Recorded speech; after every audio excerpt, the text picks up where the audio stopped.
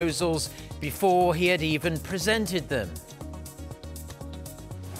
Plus, South Korean golfer Ji Eun-hee overcomes the wind and rain to win the LPGA Tour season opener, the Tournament of Champions.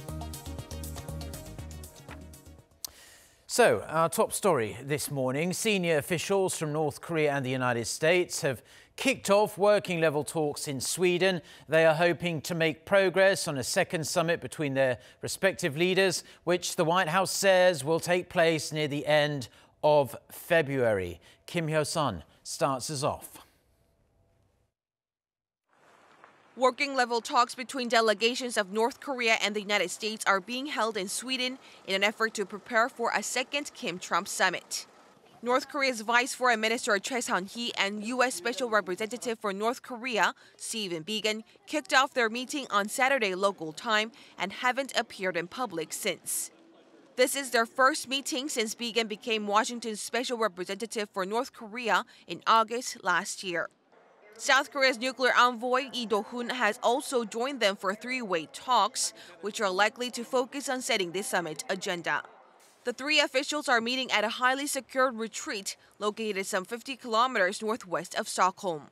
This comes as Pyongyang's top nuclear envoy Kim Yong-chol arrived in Beijing on Sunday after wrapping up his three-day visit to Washington. He met with President Trump to discuss the details of a second summit and also hand-delivered a personal letter from North Korean leader Kim Jong-un. Last Friday, when the North Korean official met U.S. Secretary of State Mike Pompeo, Pompeo said it's time for Pyongyang's denuclearization commitments to be executed and implemented. He revealed his remarks during an interview with Sinclair Broadcast Group as he described the Trump administration's efforts to denuclearize the Korean peninsula. Now it's left to be seen whether the talks in Sweden can break the current deadlock over denuclearization talks and lead to a productive second summit. Kim Hyo-sun, Arirang News.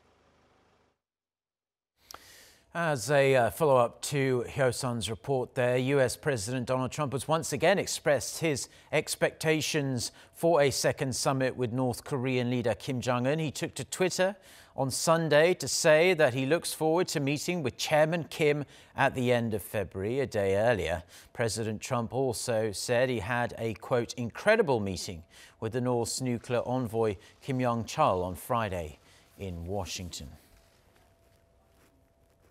U.S. Forces Japan has revised its controversial YouTube video describing North Korea as a declared nuclear power with over 15 nuclear weapons. Both the depiction of the North as a declared nuclear state and the number of its nuclear arms have been deleted from the promotional video titled "The Mission of U.S. Forces Japan." The video, posted a month ago, caused concerns as it may negatively impact ongoing efforts to denuclearize the Korean Peninsula and to establish a peace regime in Northeast Asia.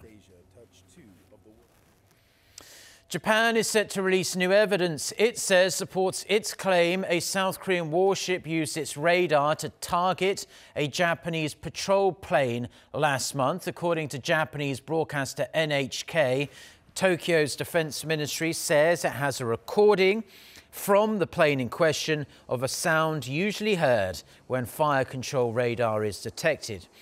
It says it's going to release the recording as soon as this week. But South Korea's defense ministry says if Japan has that audio, then it needs to release it in full, with data showing exactly when it was recorded, which direction the supposed radar signal came from, and the frequency.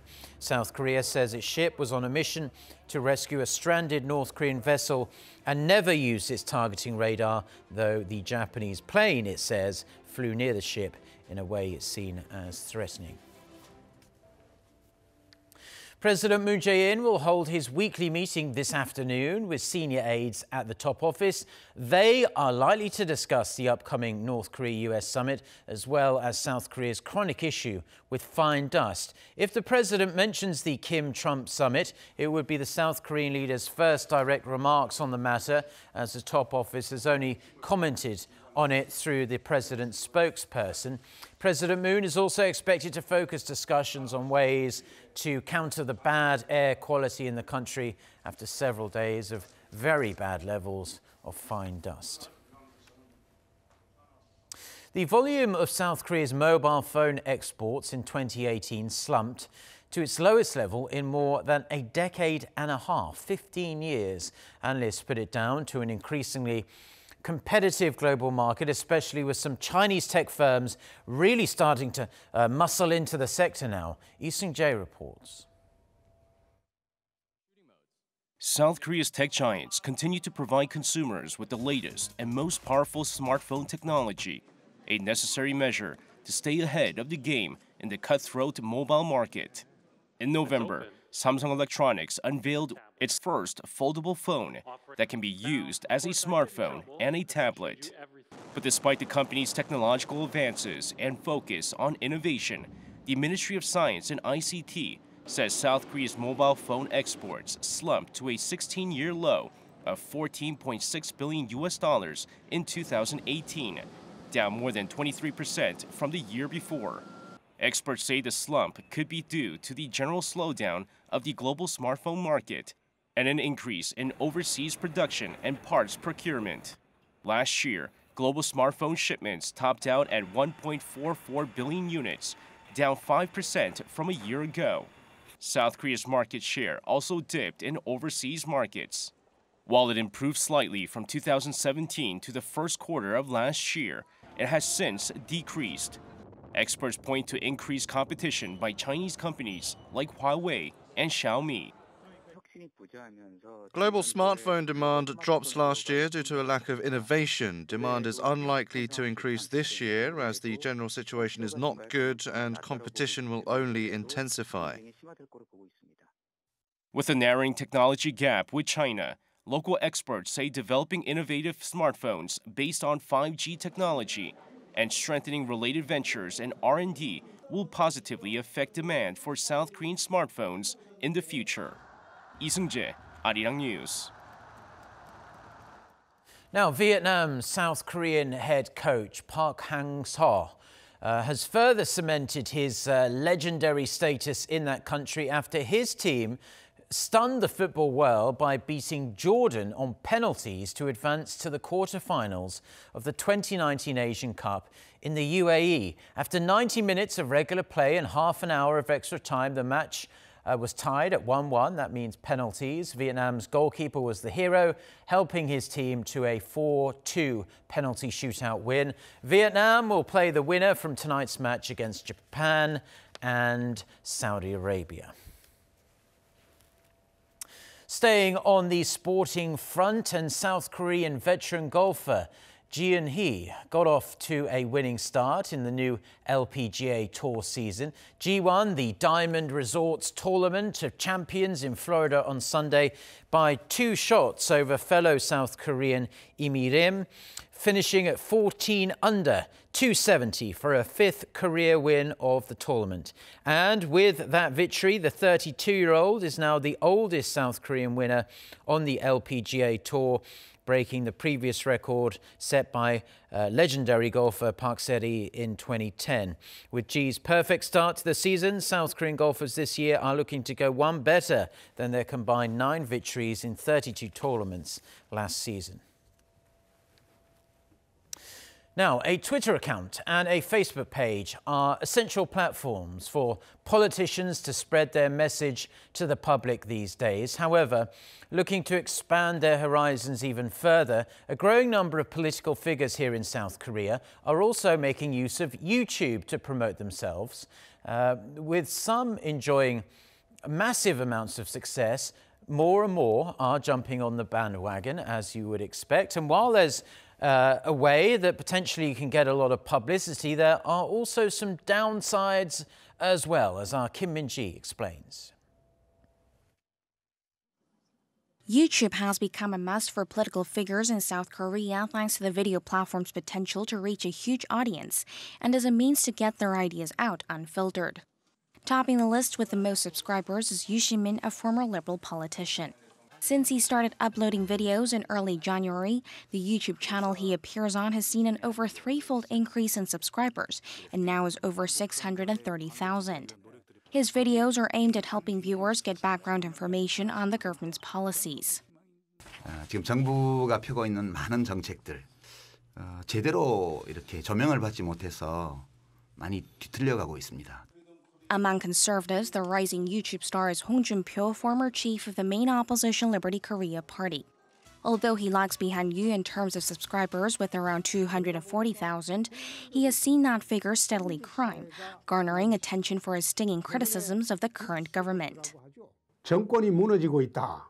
정권이 무너지는 속도가 굉장히 빠르다. But those two aren't the only Korean politicians with a YouTube presence. From individual lawmakers to political parties as a whole, all of them have been stepping up their online activity and changing with the times. Not all politicians are widely known, so YouTube gives them a platform to reach an untold number of people. Although not all of them will become popular, you're seen as an outsider if you don't have your own channel. A politician's lifespan, in a sense, depends on how much voters know about them. So YouTube is a great tool. While it's a way to get publicity, some say it's a double-edged sword. There's the issue of fake news with politicians making remarks based on unidentified sources or that are altogether false, as there's no gatekeeping on YouTube. And on the viewers' part, they will likely watch only content produced by politicians they like, stoking concerns of ideological bias. YouTube is different from traditional media, meaning it's not regulated by existing laws.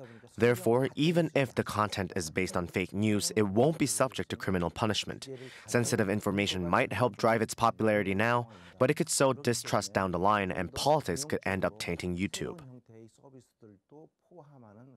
What's for sure is that the YouTube craze is here to stay, especially ahead of the 2020 general elections.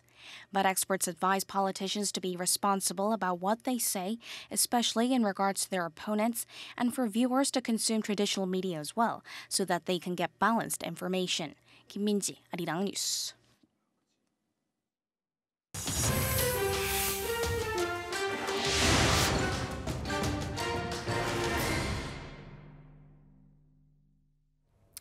US President Donald Trump has lashed out at the Democrats after they rejected his offer to end the longest government shutdown now in American history. For more on this and other news from around the world, let's turn to our Noah Aram. So Aram, this stalemate rumbles on. That's right, Mark. President Trump tweeted he had offered the Democrats what he called compromises over the weekend, only to have them rejected before he claimed he could even speak about them. These offers included extending temporary protections for young people brought to the US illegally as children, as well as those fleeing disaster zones. Trump added his opponents, quote, don't see crime and drugs, they only see 2020, which they are not going to win. He still didn't budge on his near $6 billion demand for his border wall with Mexico. The Democrats were quick to dismiss the offers, calling them a non-starter and a compilation of several previously rejected initiatives. The Democrats insist they will not negotiate until the government is reopened. In a second tweet, meanwhile, President Trump posted, quote, no, amnesty is not part of my offer. Now that seemed to be addressing his conservative critics who are concerned the offers he made could amount to an amnesty. But the president also appeared to threaten to target millions of people living in the country illegally if he didn't get his way. He wrote there would be no big push to remove these people, but warned his harshest critic, House Speaker Nancy Pelosi, to be, quote, careful. With tensions rising between the White House and the Democrats, there is still no end in sight for the government shutdown, which has now entered its 5th week. Police in Northern Ireland have arrested 2 men in connection with a car bomb that went off in Londonderry over the weekend. Officials described the incident as a reckless attack which occurred just outside a courthouse in the heart of the city. Police believe the New IRA, a dissident Republican group, may have been behind the attack. So-called dissident Republicans advocate the use of violence to achieve their aim of a united Ireland. The New IRA is also believed to have been responsible for a number of attacks in Londonderry in recent years. Thousands of Greek protesters took to the streets of Athens on Sunday to rally against a name change deal reached between the government and neighbouring Macedonia. The demonstrations came just days before the Greek parliament was due to ratify the deal. The rallies were mostly peaceful, but there were pockets of violence and clashes between police and protesters. The name change agreement is the result of a dispute between Greece and Macedonia that have lasted almost 3 decades. It designates Greece's northern neighbour as Republic of North Macedonia. However, Greeks claim the use of the name Macedonia could ignite competitive claims on ancient Greek history and heritage. 3 years after their so-called fight of the century, Filipino boxer Manny Pacquiao has challenged Floyd Mayweather to a rematch. He called out the now-retired Mayweather after retaining his WBA World Welterweight title on Saturday. 5-weight world champion Mayweather was ringside in Las Vegas watching Pacquiao beat American Adrian Broner by unanimous points decision. Mayweather's promotion company ruled out a rematch, saying the unbeaten champion had no interest in fighting Pacquiao and was enjoying his retirement.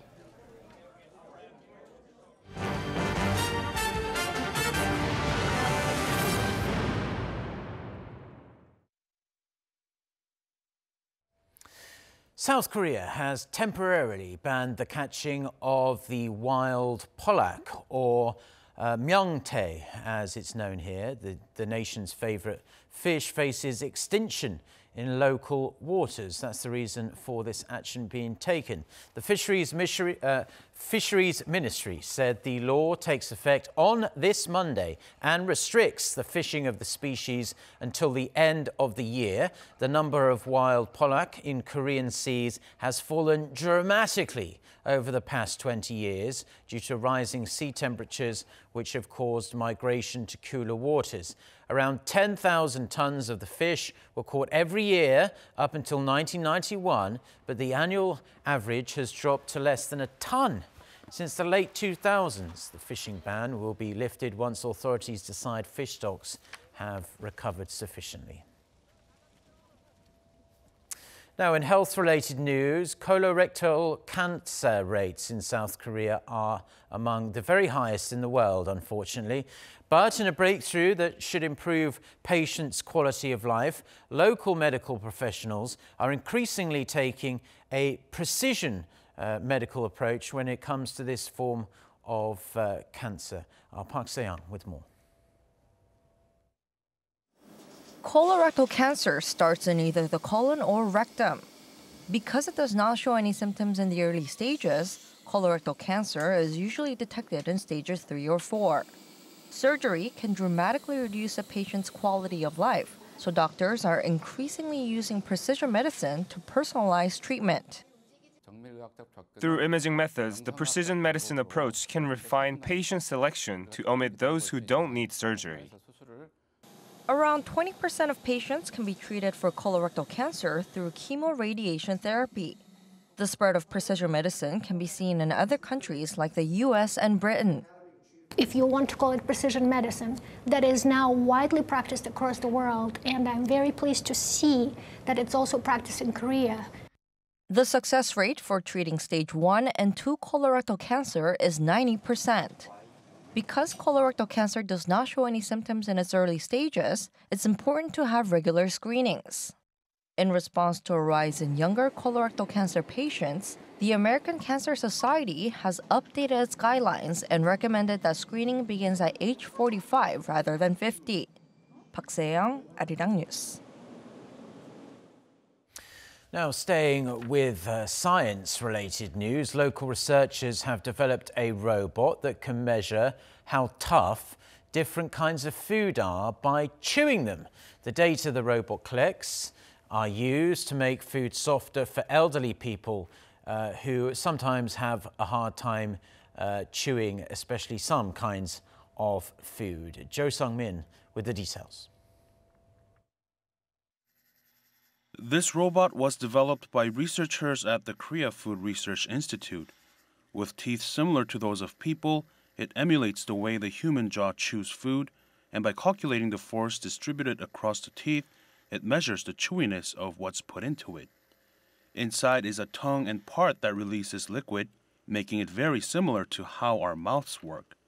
The robot collects scientific data on how much force the jaw needs to break food down, depending on its size, texture, and shape. Researchers say that information can help make food more convenient for senior citizens who have a hard time with food that's chewy or tough. The information collected using pre-existing chewing machines omitted variabilities and took into account the state of the teeth of elderly people. We're trying to extract more reliable data that could ultimately help make senior citizens more comfortable when eating. The robot's main job is to chew food samples injected with a special protein set to make the food softer. So far, researchers have tested dozens of foods ranging from vegetables to meat products. And the results prove not only that they can make any kind of food softer, but that they can control the softness as well. We are talking about a technology that manipulates the softness of food without changing their physical appearance. We can make any food softer down to 1/10 of its natural toughness. Nearly half of all Koreans older than 65 have difficulty chewing, so experts say the robot has played an important role in developing and widening the variety of so-called silver food or food made for the elderly. 조성민, Arirang News.